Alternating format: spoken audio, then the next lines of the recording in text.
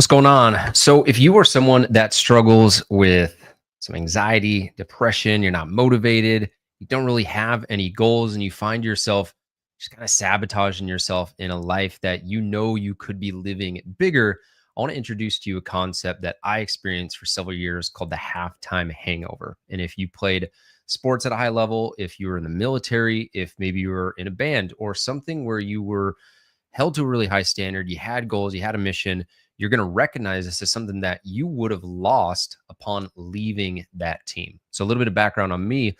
I currently help Star Wars nerds lose weight. And one of the things that will a lot of times help them the most is by creating what I'm going to show you with what I call the MVP, mission, values, and purpose, by having a community of people. But I want to come back to my specific story and how this really showed up for me, because I played Division I baseball at Washington State. I was a catcher, and I struggled the 2 years that I played really bad with performance anxiety, so much to the point that I wouldn't even want to play. I would hope that the other team scored a run so that it wouldn't require me to go into the game. Or I would hope that the guy in front of me, as I'm in the on deck circle, would hit into a double play so that I wouldn't have to bat, or so that I wouldn't have to bat.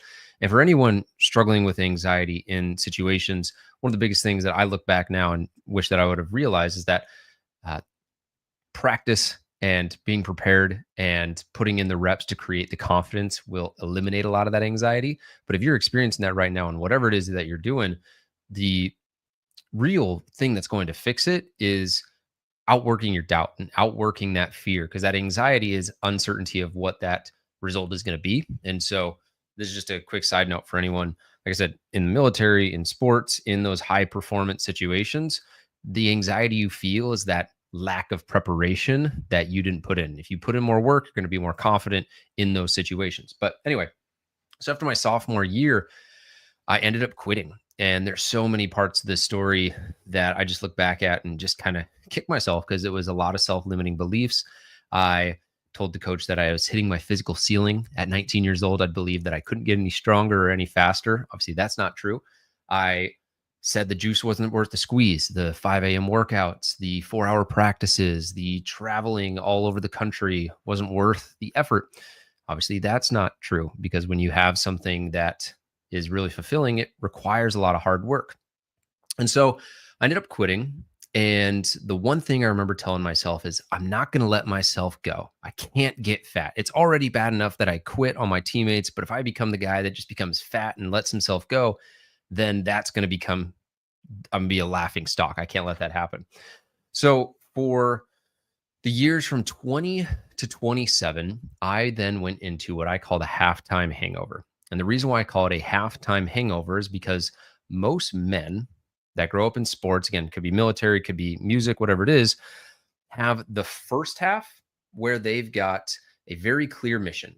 It's get drafted. It's win a national championship. It's complete the mission. It's get promoted. It's achieve a new rank. It's go and compete in this national competition. And in that environment, you have a leader, right? You've got your captain, your general, whatever that is, giving instructions. Maybe you've got a coach giving instructions, creating a very clear vision of what that mission is going to look like and what success looks like. The entire team gets bought in. And so you'll notice a lot of people are motivated because that team has a shared set of values. And then the thing that keeps people going, which I'll get to in a second, is having a purpose and someone to bring up along behind them.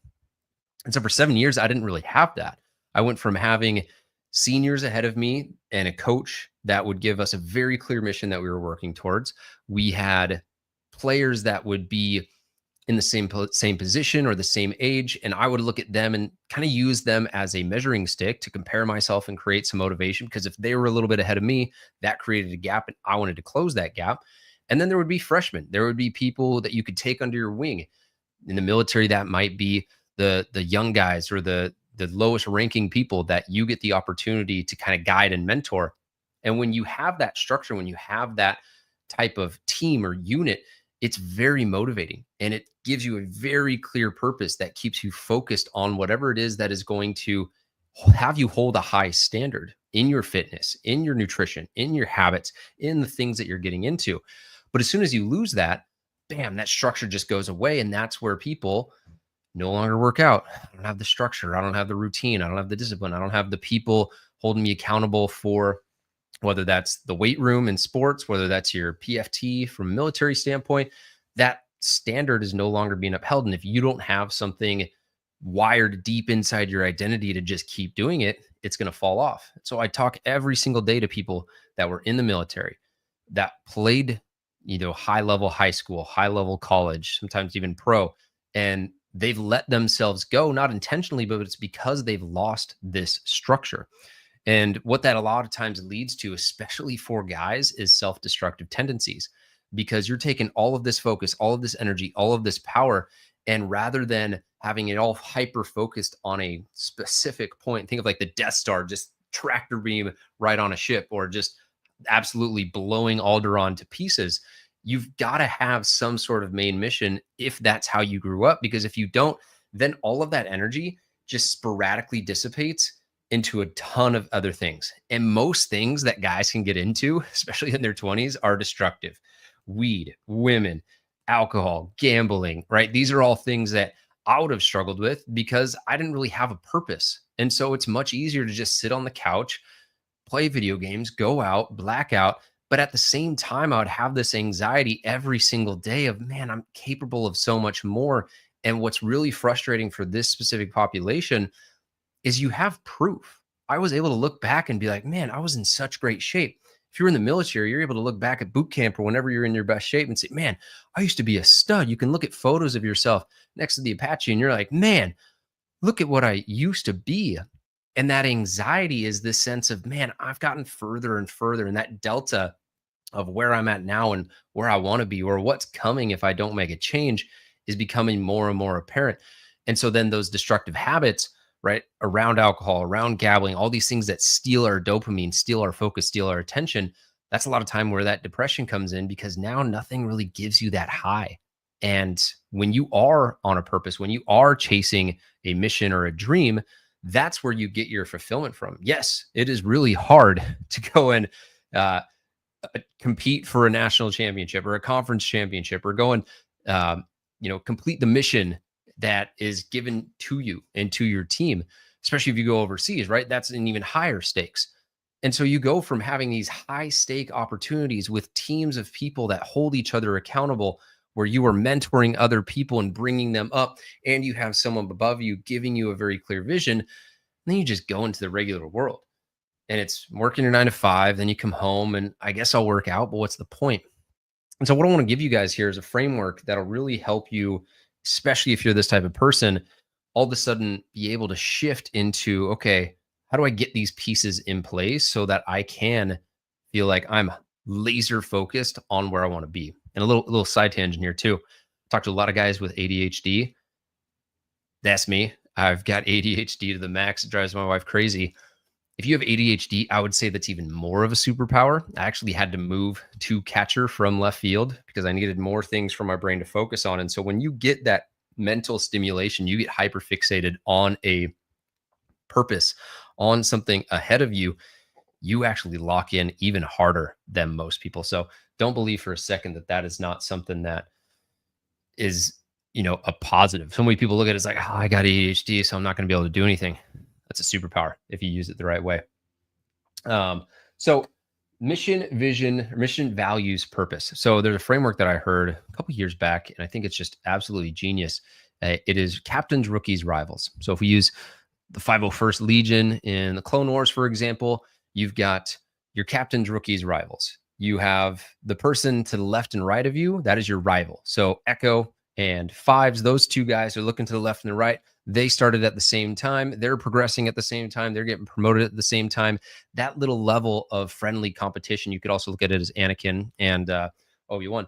That level of friendly competition, iron sharpens iron. So when you've got someone to your left, maybe it's the guy in the same position as you, same rank, whatever it is, you guys are using each other as a measuring stick. It's helping make sure that you're staying on top of your game and they bring the best out of you, I would say.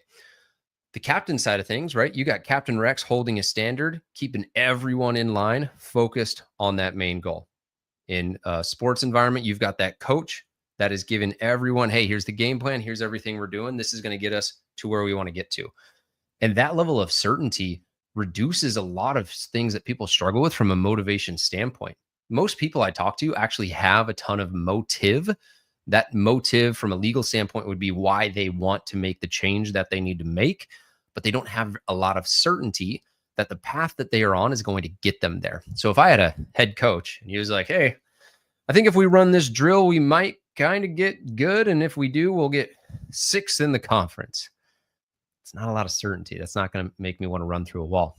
But if you get someone who's got a very clear vision, very clear path, you look at some of the best coaches or some of the best generals, whatever, metaphor you want to use here, the ones that deliver the most certainty, the ones that paint the most clear picture. You can even look at companies, right? Maybe you've been in a company where it was super dialed in, then you lose that structure, maybe go out on your own, or you move to another company that doesn't have that really good leadership. You can tell it totally disseminates into the rest of the company. But then this is the missing piece that I think a lot of people are missing. And this is one that I was missing as well when I was in my halftime hangover, is a purpose and something that not only fuels you from a vision standpoint, right? We're chasing this big goal, but what's something that fulfills you that you can never get tired of? So I got a 6-month-old. His name's Rafe. And man, if that's not purpose, I don't know what is. I want to be my best so that I can bring up that rookie. And that's the final part of Captain's Rookies Rivals. I want to bring up this person underneath me and mentor them and show them the way. Be the Obi-Wan Kenobi to his Luke Skywalker so that he can go even further than I go. And in a military situation, you might have someone underneath you where you're like, man, I want to look out for this guy. This is just the person that I'm going to lead. Even though you may not be the leader of the team, you're always going to lead the rookies. Someone comes in as a freshman on a team, right? Everyone rallies around, hey, we're going to guide these freshmen because that's the next generation. And when you have that purpose for helping other people grow beyond where they are, maybe even beyond you, then that's something that you never get tired of. And so if you're someone, like I said at the beginning of this video, anxious, kind of depressed, nothing's giving you the sense of purpose that you want to be having because you used to have it. If you feel like, man, I'm just not motivated, I've got this drive and I'm a high performer, but I can't tap into it right now, you got to put those pieces together. And a really tangible version of this is, where do you want to go? Who's someone that is at that level and has done it before? That's your coach. That's your mentor. If you're trying to start a business, find someone who created that exact same business and is 5 years ahead of you. If you're trying to get fit, find someone who has a similar approach that vibes with your style that has done it, to a really high level. If you're trying to find that rival, find a brother, find a friend, find a working out gym buddy, someone that'll push you. And then the last thing that I would say is find someone that you can inspire, someone that you can coach. The biggest thing that holds me accountable with my clients, and really just in life in general, is I don't want to say, hey, do this thing, knowing that I'm telling them to do something, knowing that I'm not. So I'm never going to say to my son, Rafe, hey, you should work out and prioritize your health, while I'm sitting on the couch with a belly looking like Jabba the Hutt, because he's not going to follow that lead. So I want to make sure that I'm setting the standard, because he's never going to go beyond the standard I set. Everyone's always going to settle right below the leader in terms of the pace. And so from a community standpoint, people on this channel, the people that I work with, when I do workouts and helmets, I do them partially because I don't want to ask someone to do something that I haven't done myself. And so that motivates me to finish the workout, to make sure that I do all 30, or to make sure that I'm going to bed when I need to go to bed so that I can show up as my best self. And so when you create that structure, when you have your captains, rookies, rivals, what that ultimately gives you is your MVP, your mission, your values, and your purpose. And that's the guiding post.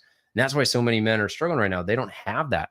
And they're basically just scrolling social media, hitting their vape pen, right, on OnlyFans, working a job that they hate. And yeah, that's going to be someone that is destructive, because internally they're not happy with themselves. But when you give someone that kind of structure, man, people are so much more powerful than what the system currently in the US especially is set up to have happen for you. So that's the message. That's the thing I want to just kind of give you a little bit of perspective shift. If you're someone that feels like you are capable of so much more, my guess is that is what you are missing, because it's a big thing that was missing for me for 7 years. after playing at a Division 1 level, going through my halftime hangover, and then starting my business up and really saying, hey, this is my new mission. This is my new vision. This is my new values. This is my purpose.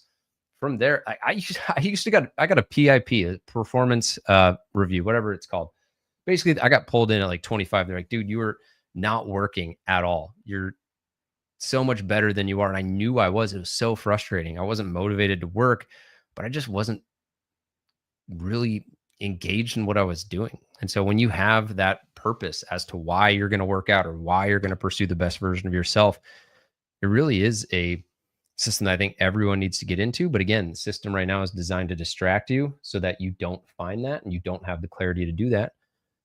Nicholas, I only played high school football, chose not to walk on in college because I wanted to be lazy. I continue working out, but never had hit the physique I had then. The motivation is hard to muster up. Yeah. And I mean, you got to just look around the people that you're surrounded with or who you're comparing yourself to. The biggest thing that's going to cause you to fall down or up, if you think of like a thermostat, heating yourself up or heating yourself down, is what's the room that you're in. Maybe not be a physical room, but who are you comparing yourself to? Who are you getting mentorship from? Who are you following on social media? Who are you hanging out with? If you would have walked on, I guarantee you would have had a higher standard for yourself and learned different mindsets and different approaches. And you could still find that now. Totally believe you could now. And if that's something that you guys watching this want support with, this is what I do with everyone inside of Fit Nerd Academy. It's a global community of Star Wars nerds my team and I work with and help you create that captain rookie rival in a fun gamified system. Link's going to be down below in the description. Otherwise, I'll catch you guys on the next stream.